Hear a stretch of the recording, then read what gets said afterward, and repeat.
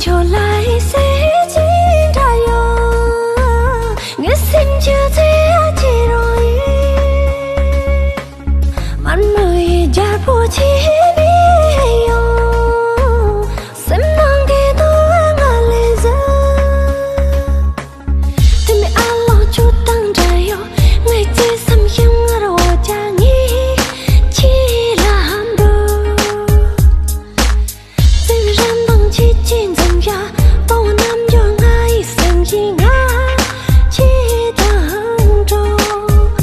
chỉ là lối nhẹ nhàng tê vai ngả lệ soi lịch chi xem khăn từ lòng từ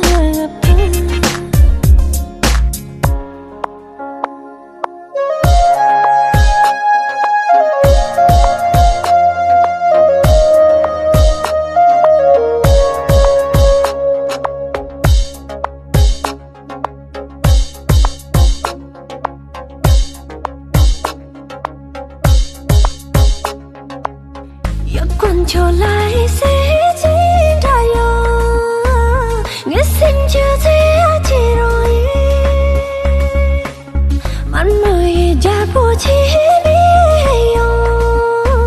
xem nàng kia tôi ngã lệ ra thì mẹ alo chút tăng trời